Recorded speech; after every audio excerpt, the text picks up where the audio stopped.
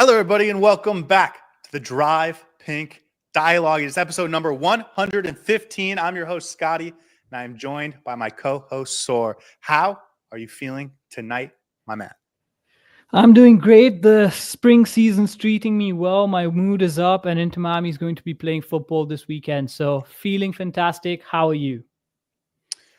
I'm feeling good, man. I am very interested about the conversation we're going to have tonight, and I feel like this is a conversation I've wanted to have almost since like New Year's when we first started to sign some players. Fafa Picault came in, and Tadeo Allende, and then Talasco Segovia, and it was sort of like this counterbalance to what I thought was going to happen at the end of last season, which was I thought the team was going to be worse in 2025 than it was in 2024. I thought the team did an incredible job of maximizing what was capable of the roster rules, and that some of the really nice things they had were sort of graduating out of the status that they could hold. And so we had to move on some pieces. And I thought it was going to be very difficult to replace that. And so this whole offseason, I've been sort of thinking, okay, whatever we bring in, I just have to understand it's probably not going to be as good. And then here we are, and we bring in all these super fun, great players, and we start to see them over the last couple of weeks, how they actually perform, I guess a couple months now. And I think I've come to a much different thought process. And generally, I think, and maybe I should stop here, but generally, I think this team is better than it was in 2024. Before we get too much into it, though, because I realize I'm already getting into it because I'm so excited, let's talk about Alan Obondo. The team announced today that he has officially signed with the club. It's waiting for the final permitting, but I expect him to be available for this weekend's game against Philadelphia if he's sort of ingratiated with the team and everything. Like that, it'll be a coach's decision, but I think he'll be eligible to play. It took a little bit longer than we thought it was going to, but he's finally in South Florida. People at the open training yesterday saw him, and he wasn't training, but he was there and interacting with his new teammates. Today, he gets the official picture and official announcement, and him in the jersey. Then there was a little bit of a nugget in that report that I don't think anybody saw coming. And if you'll give me 1 second, I will pull up the exact quote. This is from Inter Miami in their official announcement about this signing. Inter Miami announced today, and I'm quoting, it has signed young Ecuadorian international Alan Obondo from the Ecuadorian Serie A club Barcelona Sporting Club on loan through the end of the 2025 MLS season with an option to make the transfer permanent at the conclusion of the loan. This does not say they loaned him from Atletico Madrid, and it also says they have an opportunity to buy him permanently at the end of the season. This is not the impression we were under for the last month and a half, really, since we first heard about this being a possibility at the beginning of February. It has been reported that he has officially signed with Atletico Madrid. Maybe that is not true. And then I think there are ways to make this make sense if, he was loaned from Barcelona and then double loaned to Inter Miami. But the fact that Inter Miami has an option to make the transfer permanent at the end of the loan, which would be at the end of the 2025 season, that changes everything. And I think it almost eliminates Atletico Madrid from this, unless someone wrote this wrong or it's a typo or a mistake of some sort. This is a huge change in this transfer that we did not see coming. How we pulled this off then? How does this happen? This feels completely left field to what we were expecting. So I don't know how to react to this because I haven't been following this news on Twitter. As you know, I try to completely disassociate myself from everything online when Inter Miami is not playing. So this is very new to me. Fantastic news all around, right? The fact that this can be a potential permanent signing just goes to show that Inter Miami's business has been phenomenal this offseason. And if Alan Obondo turns out to be even half the player that we want him to be, he may prove to be a more future sort of a striking option than just a short-term backup to Luis Suarez. There's a lot to this transfer window that we maybe need to unpack in a completely different episode. But at this point in time, I'm just very happy that he's here. If he's half as good as the other Barcelona boys, I think he's going to be fine. Now, listen, Thomas said, yeah, it's not quite the same Barcelona, but hey, it's in the name. It's in the name. Yeah, Thomas is saying in the chat that Atletico Madrid didn't buy him. Atletico Madrid group did, and that's what Fabrizio Romano mentioned. But and that could be true, and maybe that explains all of this. And I'm not saying that something is off here. I'm just noticing this in the report from Inter Miami, and I think it's worth mentioning. The reported fee they were paying was like 5.5 million, something like that. So I assume if Inter Miami actually does have the option to buy Alan Obondo, and he's already been bought by this Atletico Madrid group, then the option might be 10 plus million, and it might not actually be feasible. It's just sort of a, just in case, let's throw that in, and maybe he loves it here and he doesn't actually want to go to Spain. Who knows? Like it could be absolutely a technicality that they just put in there just because they want to make sure all of their bases are covered. But I noticed it. It wasn't the way anyone was talking about this going into today or over the past couple of weeks. So I thought it was probably best to bring it to the show and, say that this is what's happened. I do think it changes this transfer quite a bit if there's a real chance that Inter Miami buys this player at the end of the season. And again, the way it's set out might not actually make this feasible, but we don't know that yet. So interesting bit of news that I thought we should start the show with. Yeah, we've always wanted a backup striker this offseason. Nobody knows what the longevity of Luis Suarez is. He's probably going to play for another 10 years, but having Alan Obondo on the bench is always a good option. So I'm excited for him to start. Hopefully he gets some run out against Philadelphia, and we may get to see him sooner rather than later. Very promising signing. A lot to be excited about as Inter Miami fans. And I feel like this is it. This completes our set. This completes our off-season, and this completes our front line.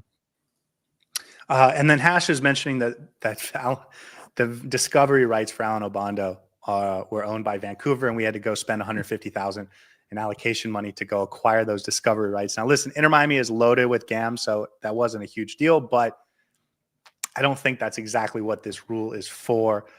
Maybe one day we'll do an episode complaining and projecting how to fix a lot of these roster rules in MLS. But like I said, so much recently, that's a conversation for another time. Certainly this transfer, I think, changes dramatically if Inter Miami buys him. I thought replacing Leo Campana was going to be very difficult. And then once Alan Obondo's name sort of became the name, it was very exciting, but then we quickly saw that it was probably only going to be for 1 year. So it was cool. It was exciting. It was a guy that we were going to be able to say played at Inter Miami when he's having great success down the line, but it didn't feel like a long-term solution. And it didn't feel like the guy was going to be the player to step in and replace Luis Suarez when Luis Suarez does eventually retire or leave Inter Miami. So I do think this is something to watch moving forward, and it does change this dramatically, I think. Okay. Back to the real conversation at hand. Is Inter Miami better in 2025 than it was in 2024? As I was saying, I entered the offseason thinking it was going to be very difficult, that they had done a great job of maximizing what they could do with the roster. They had the deepest and most talented team in MLS last season. It was going to be almost impossible to make that happen again in 2025. And if you had told me then that Jordi Alba was going to be one of our DPs, I would have said it's even less likely. And yet here we are, undefeated in 2025, looking great in the quarterfinals of the CONCACAF Champions Cup, having not lost a game in that tournament, undefeated in the MLS, and that's including a couple first-half red cards that really would have set most teams back. And I would say this team is better than they were in 2024. We're going to spend the next 50 to an hour talking about why that might be the case. But first, I will say, what do you think? What do you think? Top line thoughts. I mean, I just want to say that I did not trust Javier Mascherano or Rahul Sanyahi or Guillermo Hoyos now to actually pull this off and do a job that we would think would be sufficient to not just continue the form from last season, but also build on what we had last season, because obviously we fell short last season, did not nearly perform as well as we thought we would in the playoffs. And yet last season's starting 11, last season's roster just seemed phenomenal. So how do you sum out that? I think Javier Mascherano has the answers. You want a one-word answer for is Inter Miami better in 2025 than it was in 2024? Yes, that's my assumption. And I feel like I'm right about this. And I feel like I will be vindicated by the end of the season when we win every single trophy that there's possibly to win. cue the outro and we get out of here? Answer the question. Absolutely. It's been a phenomenal episode. Thanks for watching, guys. See you in the next one.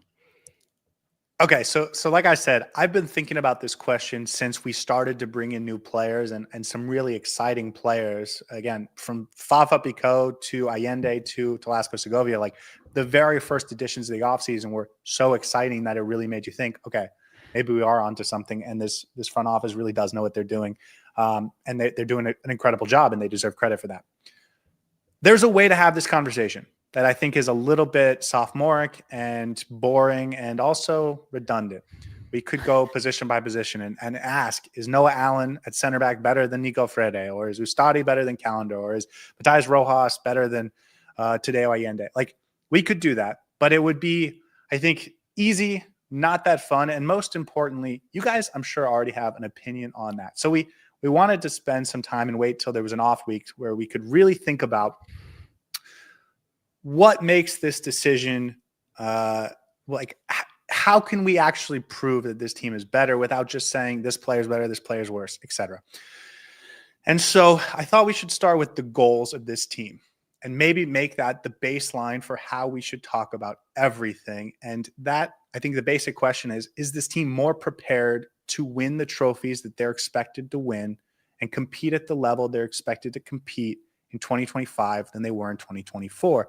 Because ultimately, it doesn't matter how talented players are if they're a terrible fit or if they're not the right fit for the competitions that they're participating in.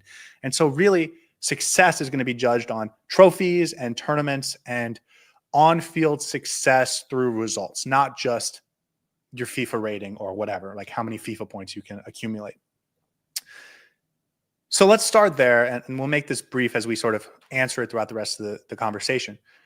Do you think this team is more prepared to succeed in both the MLS and in the knockout tournaments they're going to be participating in, the Leagues Cup, the CONCACAF Champions Cup, the playoffs? Are they more prepared to do that than they were last season?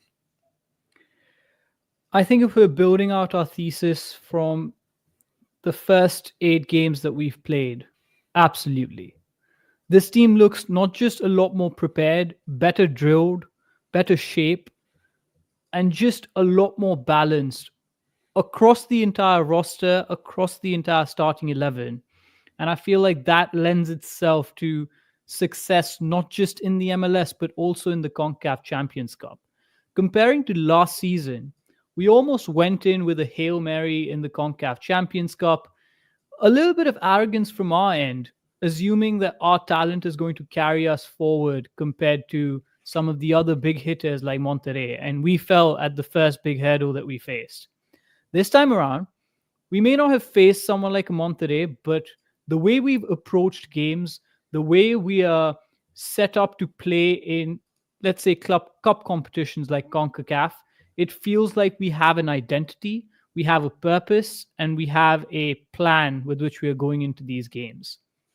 Balancing that with the MLS on the side, I went into this season thinking that if we prioritize the CONCACAF Champions Cup, the MLS is going to suffer. That hasn't happened. We've performed equally well in the MLS concurrently with the CONCACAF Champions Cup. And that makes me just think we're a lot better equipped to deal with multiple competitions across the board and just put together in a much more holistic manner to be able to deal with the pressures of multiple competitions, competing in cup tournaments, and also chugging along well in the league to the point that now we're top of the league. So given the fact that we've only played 8 games, this might be a little bit premature to say, but I don't think it's a wrong assumption. From what we've seen so far, Inter Miami seems to be a lot more prepared going into this season to fight for the goals that we've set ourselves. That is winning the CONCACAF Champions Cup and winning the MLS Cup. Will that happen? We'll see. But we made the right steps. I don't think those are the only goals. Like, I think, and I get fans will disagree, and we'll get chats about, why this trophy doesn't matter or whatever. But like, I think Inter Miami also wants to win the Supporters Shield and win the Leagues Cup and be competitive in the Club World. Like, I don't think they're thinking about it like, if we just do those 2 things, everything else doesn't matter. They have the goal of basically winning every single game and competing and winning every single trophy, other than perhaps the Club World Cup, which I think maybe for this conversation is a different beast, and we can kind of put that to the side. One of the ways that I think we can look at this is, well, before I get there, I think the two big things you have to think about is this team ready for knockout tournaments, which they weren't last year, and is this team ready for the long haul of the MLS season in order to compete for not just the Supporters Shield, but home field advantage in the playoffs that will help them win the MLS Cup. And so last year they showed they were absolutely ready for the MLS regular season. And I think part of that is the huge amount of depth that they acquired, right? Being able to survive without Lionel Messi, and not just survive, but thrive. That's your best player. If you can do that, you're going to go a long way towards winning the Supporters Shield. Most teams can't do that. Look at what's happening to LA Galaxy this year without Ricky Puig, without Joseph Paintsil.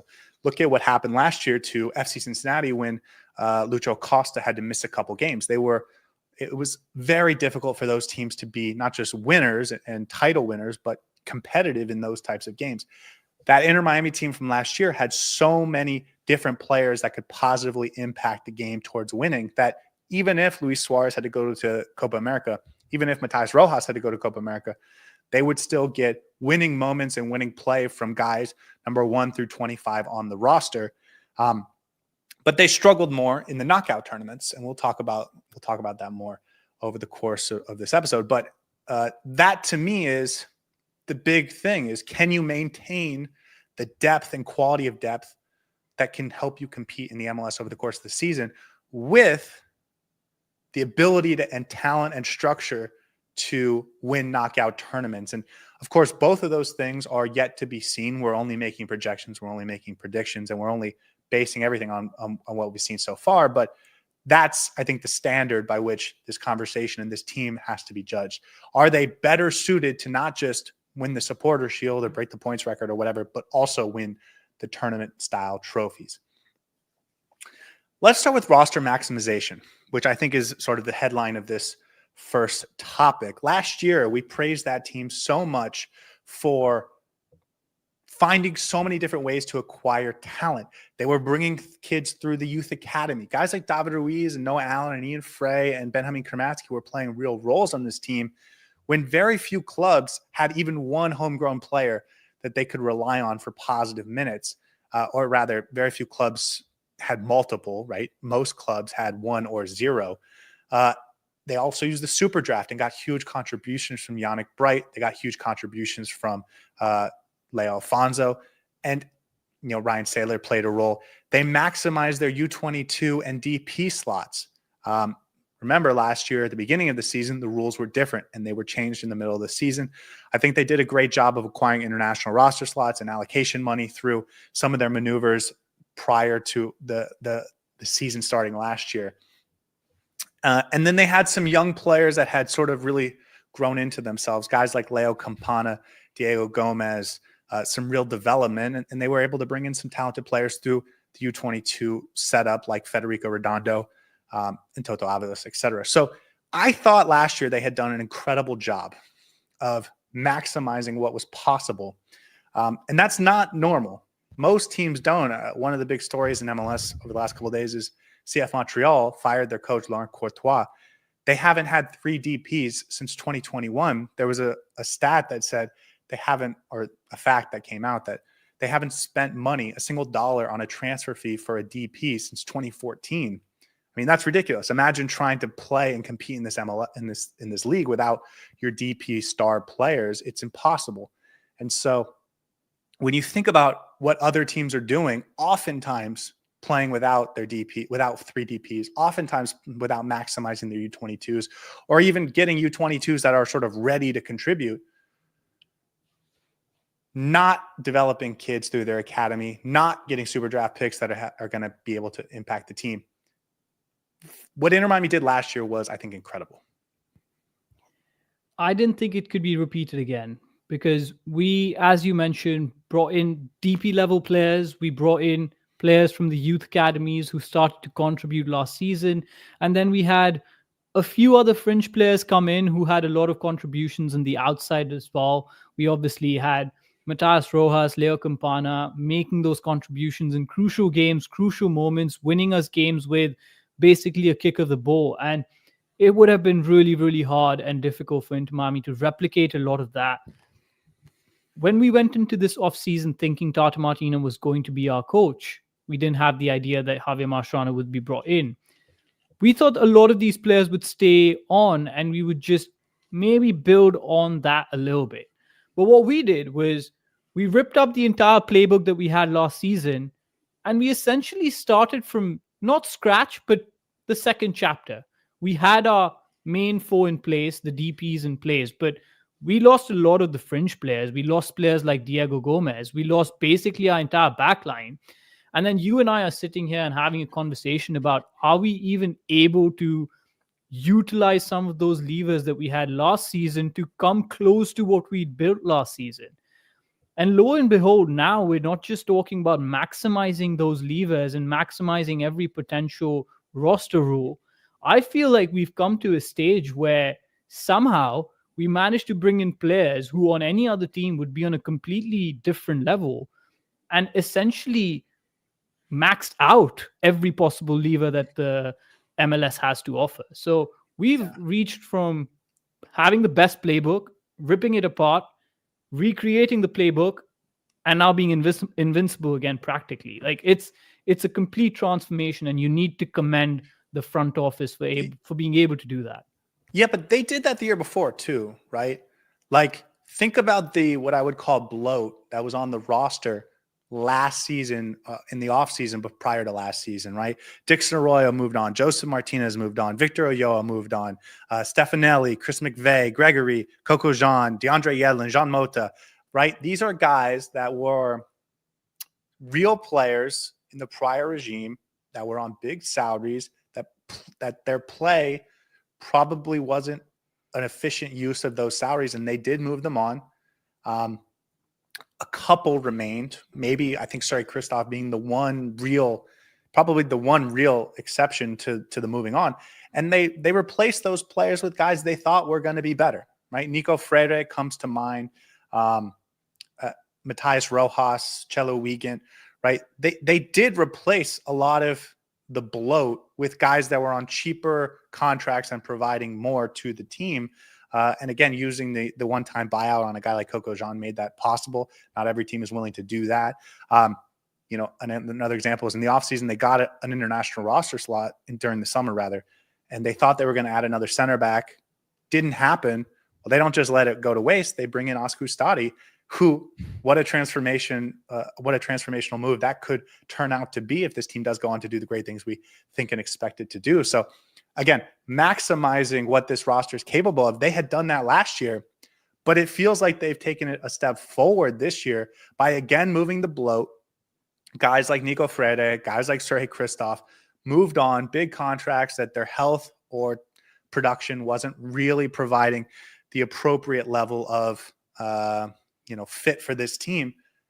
But they've also done another incredible thing. They've got U22 DP players on loan. Exactly. Without having to use the U22 or DP slots.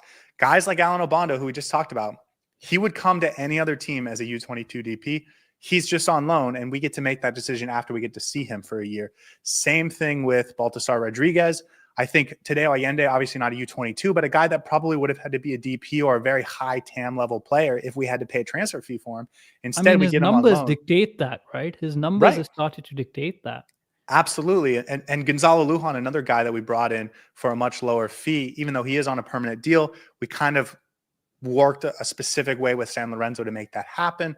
Talasco Segovia is on a U22 DP slot, but he's in the type of situation where we can buy him down if we feel like it is the appropriate solution in going into the summer. So what they've done is not just follow the playbook to its maximum potential, but found creative new ways to extend beyond that potential. And I think that's the most impressive and amazing thing is, a lot of people, fans of other MLS teams, will say, oh, Inter Miami has like 10 DPs.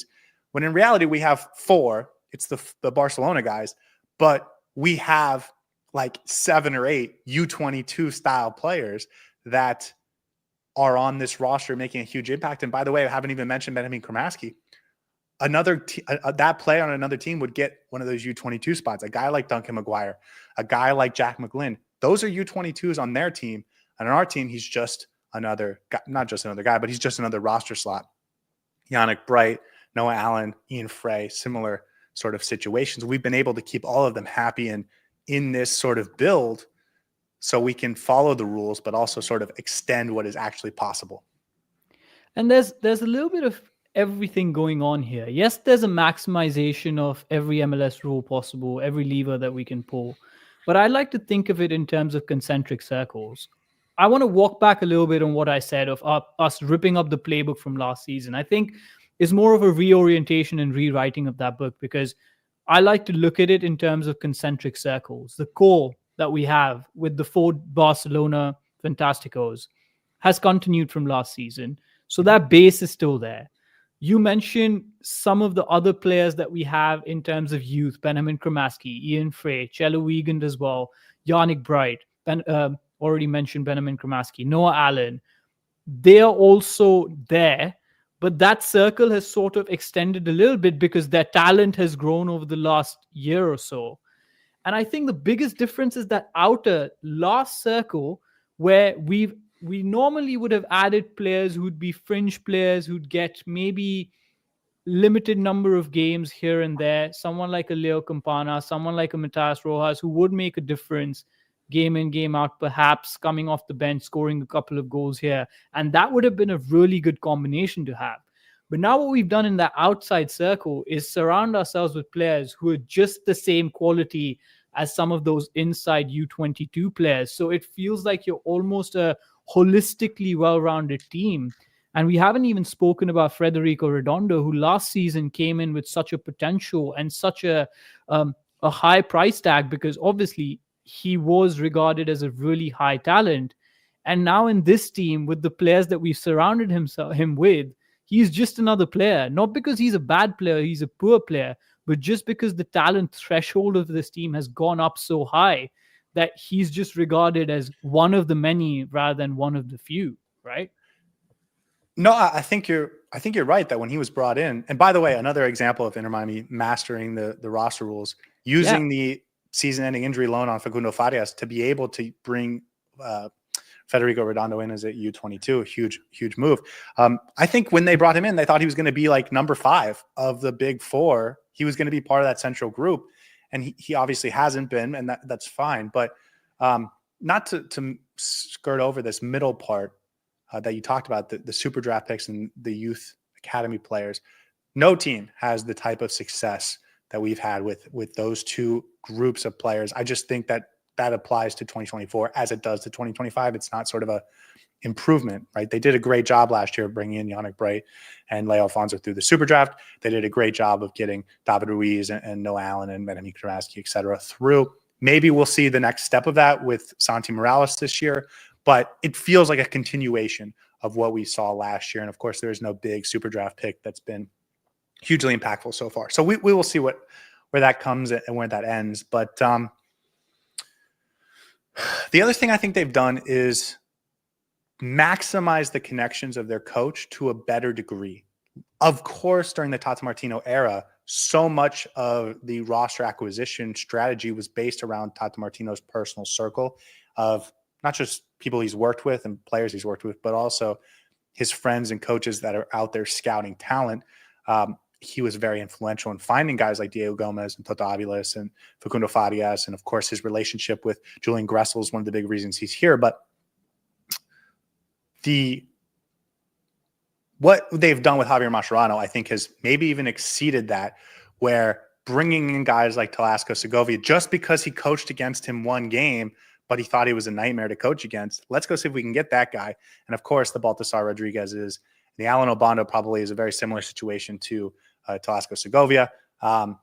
Maximizing what is capable or possible out of this coach and his network is incredibly exciting. And of course, the fact that they're all young and exciting developing players, I think maybe makes us feel a little bit more special about them, because young players are always fun to watch them grow up. But like that feels like something they've done a, if not better job, equal job of maximizing the coaches' connections.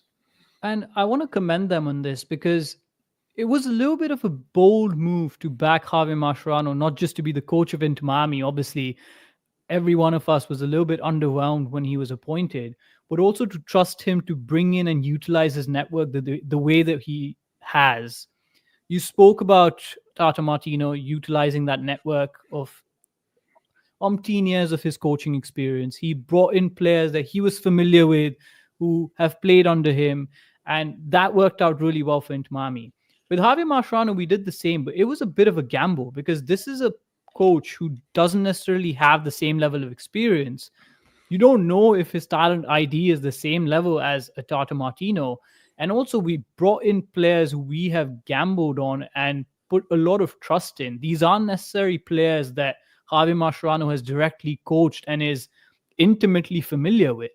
Telasco Segovia, Javi Mascherano's only played against him. He hasn't necessarily coached him. So that level of intimate knowledge was not there.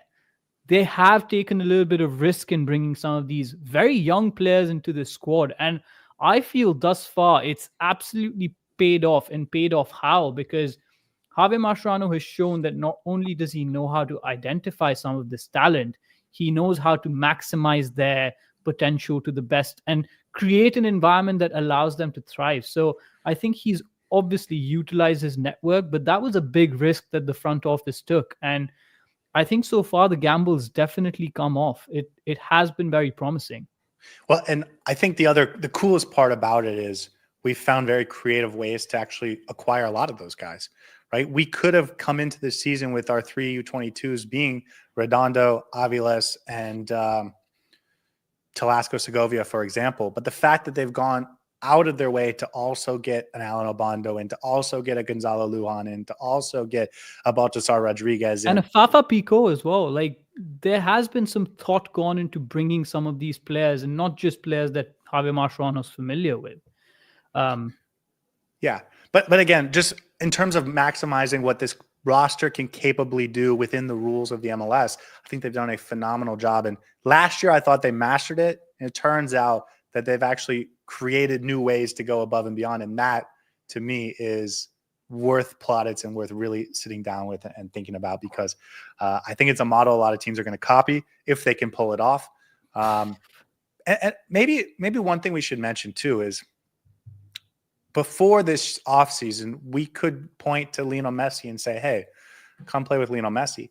Now we can say, come play with Lionel Messi, but also we can say, and also we can sell you to the Premier League for $20 million in a year and a half. Thank you, Diego Gomez. Right. But I do wonder if him developing into who he developed into and getting that big transfer sale has made it easier for us to get these guys to come in on without getting new contracts, just getting loan deals, without, with the team that we're buying them from being willing to take more sort of as a percentage as opposed to upfront money, because they trust Inter Miami to develop these guys, give them minutes, and move them on to a higher level. I wonder if that has played a role in their ability to acquire so many of these young guys, because that's really what they've done. I think that's the most interesting story. They've found ways to get more than 3 U22s on this roster, which is, I think, what rounds out this roster in an incredibly neat way. And I think Diego Gomez is going to be a case study that we come back to time and again, because not only did he get that move to the Premier League, a lot of the times players moving from the MLS to the Premier League, from the Americas to Europe, doesn't always pan out the way players wanted to. So it could have been obviously a success story in terms of him going to the Premier League and playing for Brighton, but it may not have panned out the way he would have wanted it to. But I feel like whatever appearances Diego Gomez has had has shown he's prepared for that level, and he's actually ready to be part of those starting 11 Brighton teams, or contribute in a very important way. And that, I think, is more important as well, that may go under the radar, that not just that Inter Miami provides you the pathway to the Premier League, but it can prepare you for the physicality of it, for the development of it. And I think that's a very important aspect that will go under the radar. I think you're right. I don't think we've seen the fruits of that yet, because by the time these guys were deciding to come to Inter Miami, Diego Gomez hadn't really made an impact yet. But I do think 2 years from now, we might really be thinking back on that and saying, this guy's a star. He's getting linked to Liverpool or Chelsea or whatever. Like, And that's because Inter Miami helped him get from some club in Paraguay to the Premier League, the highest level, right? So I agree that that could be a thing. I don't think we've seen the fruits of that yet. Let's talk about the consistency and continuity of this team so far, because Javier Mascherano came in and he had a system, his ideas. I don't exactly know what he was doing with the Argentine youth team. I don't know if this is his life philosophy or if he looked at this roster and he looked at Lionel Messi in the core four and said, this is what we have to do to be successful. But he has come in from day one, implemented his formation. He's put guys where he wants them to be, specifically Lionel Messi. And I do think it's had a positive impact, both the consistency and the sort of continuity of players playing game in and game out. And I know we argue about rotation, but the amount of consistency and continuity on the field for the first 15 games or so, whatever it was, if you take the preseason plus the first 8 games of the regular season, I do think it's preparing this team to be successful in these tournament situations. I do think it's making this team successful, preparing this team to be successful in the early part of the MLS season, which is going to help us lead to the trophies and getting back to that being the most important measuring stick for how successful or how good this team is.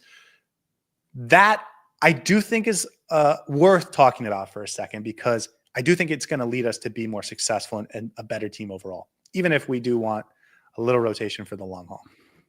Yeah, not just for a second. I think there's a little bit to unpack here, because this is a conversation that we've had in some way with Tata Martino as well. And I know this has been my biggest gripe with Tata Martino last season. I constantly harped on about how this team lacks a consistent identity. We started off the preseason with the 3 at the back, then we switched halfway through, then Messi got injured. We had to switch our playing style. It was very up and down, and it was a bit of a roller coaster. And I constantly talked about stability and balance. I'm going to put aside balance for now because I know we want to talk about that. I'm going to talk about the stability aspect of it. I'm a big advocate of giving players specific roles to play in a team's system. Now, whether that's a tactical system, whether that's how you want to play, I feel like setting a standard, setting a stable methodology in place, and giving your players specific roles to do is important to have a base foundation. And then within that, you should be able to experiment and rotate and be flexible. Tata Martino did not do that. And that for me was the biggest issue that we faced, because when the adversity came upon us, when we lost players like Yannick Bright, when we lost Messi for a little bit, Busquets was out in the playoffs, our base foundation wasn't there. The stability wasn't there for us to withhold some of those wins that came from the Atlanta game. Now I feel like Inter Miami has started to set a very stable foundation down. We have a standard, we have a sense of identity, and as you mentioned, there's a consistency that we're seeing in every single game. When we pick starting 11s, we have an idea of how those starting 11s will be picked. When we think about how Inter Miami wants to play on the right side versus how we want to play on the left side, regardless of who it is, regardless of 2 or 3 different styles, we have a sense of how we want to play in that front line. We have a sense of how the back line wants to play. And yes, it may change slightly from player to player, from game to game, from starting 11 to starting 11, but the core philosophy remains the same. That consistency and that stability, I think, is going to be phenomenal moving forward, because when we face adversity, we have something to fall back on. We have a sense of philosophy, a sense of foundation to fall back on. And we may lose, but at least we will have an idea of how we want to approach difficult situations. Now, the downside to this is the rotation, and I can speak to that as well, but I'll give you a chance to react to what I just said, because I feel like that stability is very important for us. I think you made an excellent point at the very end about how they're going to have something to fall back on. I want to go back to Tata Martino, because you briefly mentioned it. We started last year in a 3-5-2, and the midfield wasn't strong enough to help or do that effectively. And certainly the center backs got a lot of the blame for it, and Drake Callender got a lot of the blame for it. But a lot of it came back down to the midfield. He at times played a 4-3-3, and it was very different 4-3-3s when Lionel Messi was there and when he wasn't. I think, settled into a 3-4-3 for much of the second half of this season with Yannick Bright and Federico Redondo in the midfield. But guys like Julian Gressel were moving from the midfield out wide, Sergio Busquets from the midfield to the back line. There was very little consistency, and I think it's easy to say a lot of it was necessitated by injuries or guys going on international duty or whatever. But and I also want to give Tata Martino credit because some of his best game plans were things we didn't see coming. I mean, that game against Columbus in Miami last year in, I believe, June or maybe early July was, I think, his best game plan in Inter Miami. In fact, he did an incredible job against Columbus, who felt like the big bad of last season. And most of that came down to Tata Martino's game plans. I thought he put together really solid game plans that he couldn't have done if he was sort of stuck with one system, right? The flexibility, I think, helped in certain moments. But like you just said at the end, having something you can rely on when the moments get tough, that is, and we'll get to this in a minute, suitable for most situations, I think is huge. And the fact that we've had this consistency of not just formation, but personnel and sort of playing style, especially up the spine, I think is going to serve us well early on in the Javier Mascherano tenure. Let's get to what you called the balance of this team, because I think that is also really important. Tata Martino last year won a lot of games in the regular season, but he barely used the right side of the field. He couldn't get the defense to be solid for much of the season. I mean, there was some real holes in his formation and his style, but because that was the only real mind we ever saw at the head of a Lionel Messi-led Inter Miami, sometimes it was hard for us to see what other potential possibilities could have or should have been implemented. And the fact that we see something dramatically different, maybe dramatically is a little bit of an overstatement, but something seriously different this season with Javier Mascherano, I think has opened our eyes. And the first time we saw it, Lionel Messi as a number 10. And that's our guy. And even when Messi doesn't start, we just slide Velasco Segovia in there. And our center backs, they play the same role. And our two defensive midfielders have much more defensive responsibility than they did last year. Less offensive responsibility because it was a midfield three and someone had to be the ball progressor. Like the fact that we have balanced out our structure, both front to back and left to right, I think is a huge positive. And it's only a shame that we missed the first year and a half of Lionel Messi with not having a really well-balanced lineup formation system that could be both defensively stout and provide goals because of the great talent that we have. I think the most rudimentary way of looking at the lack of balance last season is the fact that we had two different identities. We would either sit back, absorb pressure, and catch teams on counterattacks and win games, or we would go all out attacking with Lionel Messi on the pitch, blow teams out of the water, and score 5 or 6 goals. But when we tried to actually play in a mid-block with a slightly open midfield, we would get completely run over. And it was the fact that we couldn't play that golden path, as I like to call it, where defense and attack have equal weightage, goes to show that the balance was absolutely lacking. We had our weaknesses in defensive transition.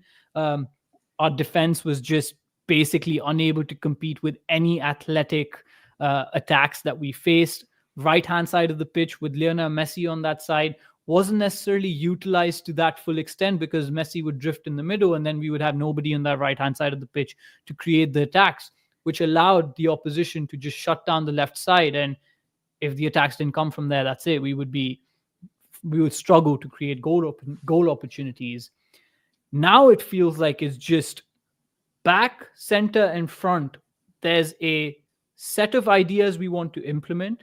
And every single player that's in that position knows how to implement it and honestly suits that style of play as well. We've now surrounded Diego Gomez. We've now surrounded Sergio Busquets with players and play styles in the set of formation that allows him to explore his creative abilities and not worry about the defense as much because he has someone like Velasco Segovia in front of him or Yannick Bright right next to him to be able to do those defensive duties.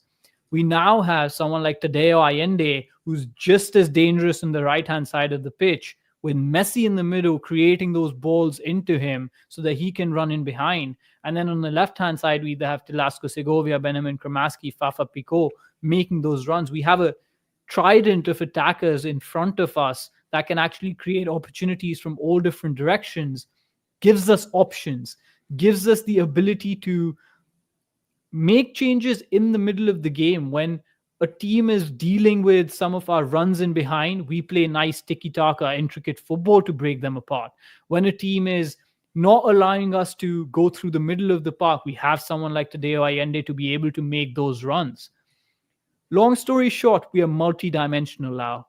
Last season, we were very one-dimensional. That worked for a lot of the games, but now I feel like we truly have multiple different tools that we can use within the same game to unlock different sort of defenses. And honestly, I don't even think we've seen 50% of what we're capable of yet.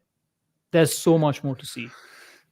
Yeah, let's get a little more specific, because I think you did a great job of explaining it more broadly. But one of the biggest weaknesses was defensive transitions throughout the Tata Martino era.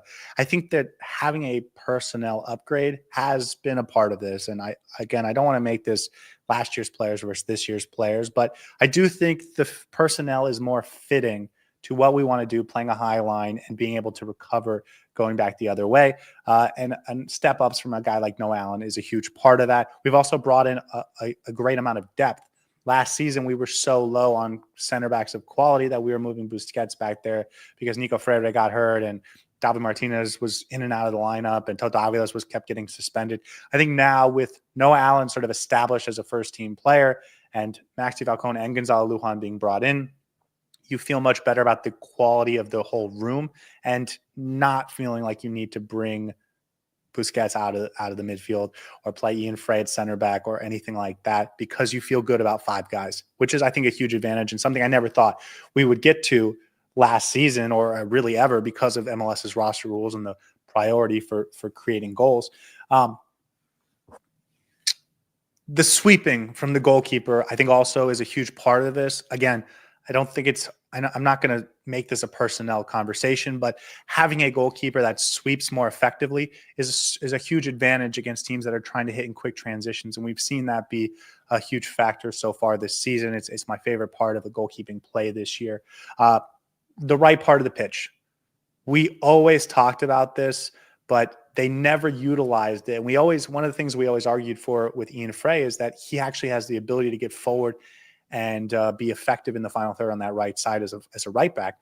And we didn't see it a ton, but clearly there was no patterns of play or sort of interest in creating a ton of offense down that right side. Tata Martino's system was very happy to just let Lionel Messi play central, Jordi Alba get down that left wing, Luis Suarez be an effective striker, and that will create plenty of offense, and everything we get above that is just bonus, and maybe Diego Gomez will make a run and we'll hit him over the top or whatever. But for the most part, they were very happy with that one very strong pattern of play. And now I think we've kept that pattern of play, but also opened up that right side of the pitch for guys like Tadeo Allende or Fafa Bicoples out there, Benjamin Kramaski out there, and of course the right back if it's Ian Frey overlapping. I think we're starting to really attack that part of the pitch in a way that just makes sense to me. Like, why wouldn't you go after that? And then the midfield, though, is the real question to me that still exists. Last year, we were playing Redondo and Busquets and Julian Gressel, and we were getting overrun game after game after game, and everyone was blaming the center backs, but it really was the midfield every single time. No more Julian Gressel in the midfield. That feels like it's certainly not happening. It's two-man midfield now, though. And so while you take off some of the offensive responsibility, they have more defensive responsibility. And I still think we haven't exactly seen how that's going to play out unless we get the best personnel, which right now is Yannick Bright and Busquets, which we didn't see a ton. I'm not sure we saw it all last year, or maybe once or twice, but certainly not consistently. If we get those two guys in there, it feels like a great midfield, but I still question how deep we can go. Can Telasco Segovia be an effective piece back there? Can Baltasar play back there? Is Benjamin Kramaski going to get an opportunity back there at any point? How can Federico Redondo work with Busquets, or is he a guy that he has to play when Busquets doesn't play, and then you partner him with Yannick Bright or Kramaski or whoever? David Ruiz, another guy that I haven't mentioned yet. That to me is the one question mark that I don't think we solved last year, and I'm still not sure if we solve this year. And so for me to say that part is better in 2025, I think it's still a little premature. The way I want to move away from that player conversation is by talking about instructions. And you mentioned responsibilities. It's easy to get into this player would play. You put this player in and it would be a better midfield. You put this player out and it would be a better midfield. Absolutely. That's a factor to consider. But I think the biggest difference from 2024 to 2025 is the instructions and the responsibilities. And the way I look at it is the Cavalier game 1 versus Cavalier game 2. You had Redondo in the midfield and Busquets in the midfield doing completely different things that completely put us in difficult positions, and we got overrun. Same midfield in game 2 looked a lot more solid, looked a lot more put together, looked a lot more stable because our instructions were different. We were asking them to do different things, and we adapted and understood that you have to play to the strengths of the players available to you. So regardless of who's in that midfield, one thing that I think I have seen glimpses of, and you're right, we haven't seen enough, but I feel like we're going to see more of, and I'm excited to explore this further, is I recognize that Javier Mascherano knows when to give certain instructions that will benefit the personnel on the pitch. And that, to me, I think is the biggest difference from last season. Last season, it almost felt like Tata Martino was asking a screwdriver to hammer nails into the wall. Whereas now it feels like you're giving them instructions that will allow them to flourish on the pitch. You ask Redondo to sit back a little bit, don't go more adventurous moving forward. That automatically plugs up the gap in the middle, and that stops Cavalier from making those runs in behind. Ian Frey, not going adventurous, even though he can, give him instructions to be more defensively sound, completely changes the structure of the team. So I think a lot of it has to do with how you pick and choose the personnel in the middle, but then a lot of it also has to do with what instructions you give. So balance is not just about putting the right players on the pitch and allowing them to flourish. It's also about giving them the right instructions and setting them up to succeed. Because if you ask Federico Redondo to go play up as a striker or as a number 10 and leave Busquets in the middle, no matter how balanced your squad is, that's automatically going to fall apart. So I think there's a bit of both. And you're right, we haven't seen enough in terms of how well we can still adjust in the middle. But I do think there's enough promise here to suggest that we will get there and the balance will definitely get better over time. And I think a lot of that goes to Javier Mascherano and the front office for putting together a roster that doesn't have pieces that don't fit what they want to do, right? And like pieces that can do multiple things. Yeah, like Sergei Kristoff, I think is a solid player, but he didn't fit what we wanted to do last year. And so to move him off the roster and to bring guys in that are more effective, I think that's a huge success. Couple shorter conversations because I think we've gotten to the big ones, right? But we'll conclude at the end. One of the most important things in MLS is getting the best out of your best players, finding ways to maximize the talent. Because of the way MLS roster rules are, the best players, the DPs, are the guys that have to carry your team. And so if you end up messing up and you get a player that's not good enough, it's going to hurt your team a ton. But more than that, if you just aren't maximizing what those players are capable of, we're seeing this with Atlanta right now. I think they have some really quality players, but how do you get Miguel Almiron and Alexei Miranchuk to play together in an effective way? How do you maximize those two on the field together? Do you think we're doing a better job of that this year with our big four? Because they were great last year. But I actually think there's a chance for two of them that we might even get more out of them. And those are specifically Sergio Busquets and Lionel Messi when they play, of course. Like, I think this system for Jordi Alba is relatively similar to what we had in the past. I think Busquets also has a similar role. But Lionel Messi centrally and having another option to his right, it keeps that pattern of play he loves with Jordi Alba and Suarez.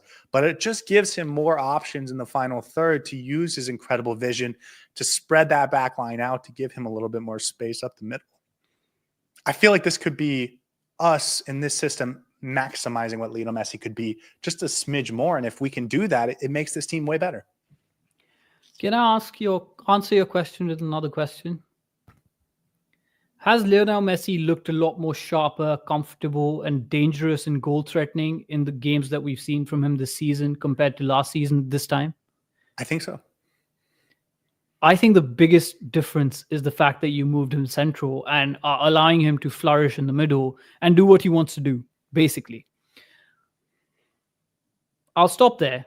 Go back to 2024. We were still allowing Lionel Messi to do what he wants to do, but he was starting from that right-hand side and then trying to dictate play, which would completely vacate and discount everything that's happening on the right. So his focus would be on just the left-hand side of the pitch. Now you put him central. He's seeing the entire pitch in front of him. He has two flanks in which he can play. And already we've seen he's not just relying on Jordi Alba to make plays and to make goals. He's putting in balls for Tadeo Allende. He's putting in balls for Luis Suarez in the middle. He's coming in deep when he needs to. He's getting on the ball a lot more. He's combining with multiple players, playing a lot more tiki-taka, crisp football. When there's space in the middle, he exploits it. When he knows that he needs to go in behind players, he puts those beautiful balls in. We saw Telasco Segovia and him combined. We've seen Tadeo Allende and Messi combined. He's just got a lot more options to play with and a lot more freedom to play with. And I think that in itself just brings out so much more from Lionel Messi. Similarly with Sergio Busquets, and I don't think that was entirely Tata Martino to blame because he did have a lot of injuries that he had to push Sergio Busquets back in defense. And we always talked about Busquets looks really good back in defense. Yeah, but I feel like they also spent $1 million on Nico Freda instead of getting two exactly. defenders. Yeah. And I feel like by putting Sergio Busquets back in defense, you're sort of completely taking away what you can do creatively in the middle of the park. And now that Sergio Busquets is thriving in the middle, you see he's just balling out there to the point that you don't even see much of him, and yet he's the most influential player on the pitch. There's more to come. The chemistry will build up even more. Jordi Alba is, I think, going to get more embedded into this team. I feel like he still has to get up to speed. Luis Suarez seems to be kicking off in the same gear that he left off last season. So we're definitely getting a lot more from the Barcelona 4. Well, I think it's too early to say that we're getting it, but I think the system sets them up to success. Do more. Yeah. And I also think that Sergio Busquets, you mentioned him, but having a more defined midfield, I think is going to illustrate what his partner needs to do and be exactly, and when he needs to have which partner. We saw against Cavalier in that first game, and you mentioned this earlier, like the role reversal of his partner, which was Federico Redondo in both games, from game 1 to game 2 was, I think, standout. And because there's only two midfielders and they have all of the responsibility, it becomes very clear what is and isn't working, as opposed to when you have three people that are sort of mixing and matching responsibilities. I think this is going to be good for Sergio Busquets to get him the best partner he can get. Yeah, and I think that's very important for this team to get far in whatever tournament they are in, because when you maximize Sergio Busquets' output, you basically set yourself up for success, because he will drive you forward and set the tempo in every single game. So when you liberate him, when you take away his defensive responsibilities, when you allow him to just go out and play offensive football, it just completely changes the nature of how you control games. And as we've seen, Inter Miami is controlling so many more games now. And I feel like this season we've already played more games compared to last season where it felt easy and it felt straightforward. Even when we were down a goalkeeper and down to 10 men, it felt straightforward. And at no point was I biting my nails in the 95th minute, hoping the other team doesn't score. We're almost in cruise control, and a major part of that is that Sergio Busquets has been surrounded by the right pieces around him. Yeah, and I think as long as Javier Mascherano gets the midfield right, we're going to be in a good spot this year. Let's get to a couple other quick conversations before we wrap this up. The development of young players, I think a lot of teams really count when they're resetting for a new year on their young players performing to a higher level than they had in the past. And whether that's the U22s or the academy homegrowns or, just young players that they signed, growing from a young player into a mature prime age player, that you would expect to have just a higher level as you do that. Now, it's probably too early to say who's done that. Noah Allen being the standout example of what he's accomplished so far this year. I think Yannick Bright's been a little bit better. We will see what the development of a guy like Benjamin Kermaski or David Ruiz or Santi Morales as a wild card, Totavilis, Redondo, etc., Ian Frey becomes this year. It's too early to tell and say they're definitely better, but that's another part of improving this year because we have so many young guys that you would just expect them to be 1 year better, 1 year older. It doesn't always happen, but I think that's just another exciting aspect to project this team to be better in 2025 than it was in 2024. And I think a part of this is not just the fact that they're better or worse. It's also the fact that they've been given more responsibility. It would be very easy for Javier Mascherano to just sit there and be like, "Are they? Is it yeah, just it's very Allen? easy. Listen Is to it this. just It's Noah very Allen, easy for Javier Mascherano to say, Noah Allen, 20 years old, let's play him from time to time, give him minutes off the bench. We have two veterans in David Martinez and Maxi Falcon. Let them be the main players. We'll make use of Noah Allen as we want." It'd be very easy for him to say, let's put Gonzalo Lujan as the right back. Ian Frey, we know he's got an injury record. Let's not risk him playing him game in and game out. Very easy for him to say, Yannick Bright had one good season, not tried and tested. Federico Redondo, I know him.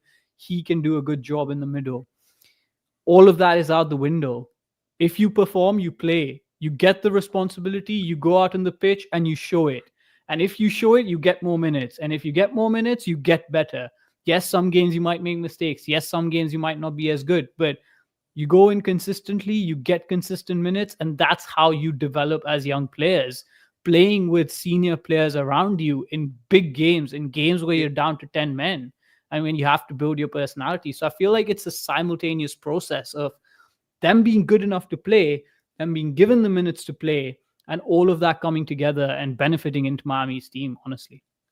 No, of course you're right. I just don't feel that we did a poor job of that in 2024. No, I think Tata Martino did a good job of getting guys like Kermaski and. But this is a new coach who's come in and he's trying to set his scene. Just when we're talking about a direct comparison between 2024 and 2025. The last topic I want to mention before we conclude is just the outgoings versus the incomings. I do think, and I never thought I was going to say this, but we lost Diego Gomez, Matias Rojas, Leo Campana, huge players, like really good players, guys that were DPs at any other team in the league, are gone. And also Sergei Christoph, Franco Negri, Nico Freire, guys that I think filled out the roster in a pretty healthy way where you felt good about the rotation options, that there was a base level of talent. I thought it was going to be almost impossible to replace. Maybe they would get one or two bigger names, but that the depth across the board was going to be very difficult to sort of replace and certainly to improve upon. And yet here we are. I'm looking at these names and I'll read them to you in a second. I think we've done a great job of not just replacing the players we lost, but improving the overall talent of the squad. Again, the guys going out, Diego Gomez, Leo Campana, Matias Rojas, Nico Freire, Franco Negri, Sergei Christoph, Facundo Farias. A lot of good players there. But when you bring in Talasco Segovia, Tadeo Allende, Maxi Falcon, Gonzalo Lujan, Fafa Pico, and then now Alan Obondo and Baltasar Rodriguez, Rocco Rios Novo, probably not a big part of this conversation, but that feels like Inter Miami in their transfer business this window also had an improvement. They have more good players on the roster now than they did at this time at the end of the season. And that is something I never thought would happen, honestly. These were names that not many people had heard before, but they were names that obviously in the scouting circles were very promising, players that were very well sought after by a lot of big teams. Inter Miami managed to bring them in somehow or the other. Talasco Segovia, I still remember we spoke about him first when the rumors came out and we were like, this is not going to happen. He's just too good for him to choose Inter Miami, and maybe he's probably destined for Europe. Tadeo Allende coming from Real Betis, why would you take that downgrade? But I think the most important part of this is not just the fact that we've replaced these players. Sorry, Celta Vigo. Not just the fact that we've replaced these players, but we've brought in players that this team actually needs. Players that they fit what Inter Miami wants to do. We needed a veteran centre-back who can compose our backline, give us that experience. We were using Sergio Busquets for that last season. We needed somebody who's mid-career, who's still athletic, who's still strong, who can still keep up with the youth, but also has experience. Bring in Maxi Falcone. We needed somebody who can make those runs in behind, is a strong dribbler, can run down the flanks. We got Tadeo Allende. We needed somebody to back up Lionel Messi. We lost Facu Farias, who we thought would be that player to do so. Even Matas Rojas. Bring in Telasco Segovia, who can play multiple different roles, even that 10 or on that left-hand side. I think the key is not replacing these players with equal quality, but quality that this team actually needs and quality that's going to actually benefit how we want to play this season. Julian Gressel is an equally brilliant player who would play in the starting 11 of every single MLS team, but he doesn't fit this team. And that's the key, bringing players who fit our style. Well, and I think that maybe Julian Gressel is the perfect player to describe the conversation about the outgoings versus the incomings, because let's throw him into the outgoings because he's probably going to leave soon. I don't necessarily think we added better players, but and time will tell. But we added a lot of young, really promising players that I think are going to fit what this team needs really well. And I say this a lot, but Lionel Messi is not a particularly versatile player. He's the best player, but he's not particularly versatile. The same thing with Jordi Alba, right? He's got a few tricks, and they're incredible tricks, but they're not particularly versatile. Sergio Busquets is not an incredibly well-rounded midfielder, not anymore. But the things he does well, he does the best in the world. Same thing with Luis Suarez. And so everyone else, those are your best players. Everyone else has to fit in a way that maximizes what those guys are. And I think the players we brought in have done a great job of doing that. There's a couple questions that I don't think we're ready to answer yet. Is Javier Mascherano definitely an upgrade on Tata Martino? You can say whatever early signs you think, but I think it's probably too early to say definitively. Are these young players actually going to step up? I think the signs for Noah Allen and Yannick Bright have been incredibly positive to start the season. I don't know if Benjamin Kramaski or Toto Aviles or Federico Redondo are taking huge steps up or are much better players than they were last year yet. And maybe they will be in 4 months. Maybe they will be in 3 weeks, and we can say yes. But it's probably still a little too early. Is this team going to be better in knockout tournaments? Is the defense going to hold up in knockout tournaments? Are they going to get exposed by some smart MLS coach that realizes, I can understand this system and this is how you beat it? All those things are still to be determined. It's still too early to define all of those things. But I think the general feeling, for me at least, is that this team is better in 2025 than it was in 2024. And without just comparing players from last year to this year, I think these are the reasons. They've done an incredible job of maximizing what they can do with this roster. They have built a cohesive unit and continuity among the personnel that I think is getting them to where they need to be quickly. And I think they've created a balanced system that's both defensively strong, productive in the midfield, and then just, you put the legends up front and they're going to create offense. And the personnel that they've managed to bring in and finding new ways that I didn't think were possible to do that. I am so impressed with Guillermo Hoyos, Javier Mascherano, everyone else, Raul Sanyehi, whoever else was part of this. I think they've done an incredible job. And that's part of why this team is set, not just to repeat as Supporter Shield champions, but feels like they're even better positioned to win the CONCACAF Champions Cup, the MLS Cup, etc. Time will tell if they actually do that, and the results will be what determines how good this team is and will be remembered by. But it's incredibly exciting right now. Not a single player on this roster seems surplus to requirements. Yes, maybe Gressel, great calendar you can make an argument for. But overall, the players that we brought in and the players who are continuously playing game in, game out, the way the starting 11 looks like, everyone seems to have a role. Everyone seems to understand what they're supposed to do, whether it's Fafa Pico coming in the 87th minute and scoring the game-winning goal against Atlanta, whether it's Lionel Messi playing in the middle of the park. Every single player has a reason to belong on that pitch. That's what builds cohesive teams.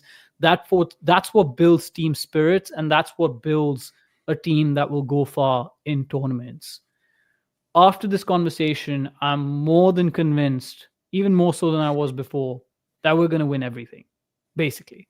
So until this team proves otherwise, we're winning every single cup that there is to win and every single trophy that there is on offer. Up the bloody Herons, man. I'm so excited for this season. I will say I'm really glad we had this conversation, and I think preparing for this helped me sort of visualize why I think this team is so much better and how impressive and what the job they've done to get here is.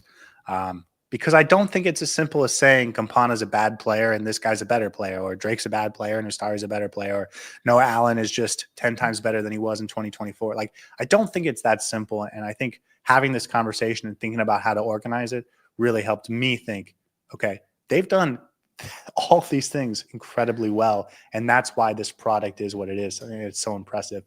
Before we get out of here, and let's finish that. I think we both think, yes, they are better. Hopefully that proves to be true, and we're there are holding signs. silverware this year. Yes, but the signs I think are clearly and obviously pointing towards yes. Let's wrap that conversation up and get to a question in the chat that I think was pretty interesting, and it goes back to how we started this whole podcast with Alan Obondo. Jay asked, when does the current roster window end, and do you think there will be tinkering before the Club World Cup in June? You know, we're talking about how they have maximized what this roster could be, and they have pulled every potential lever, and they found all these creative ways to bring new players into the roster and into the lineup. And of course, we haven't even seen what Alan Obondo and Baltasar Rodriguez are for this team yet. They're going to move Julian Gressel, and they might move Drake Counter, which is going to open up more spots. Is this team done, or are they going to do more? Because it feels impossible. It feels like they've built the best possible team.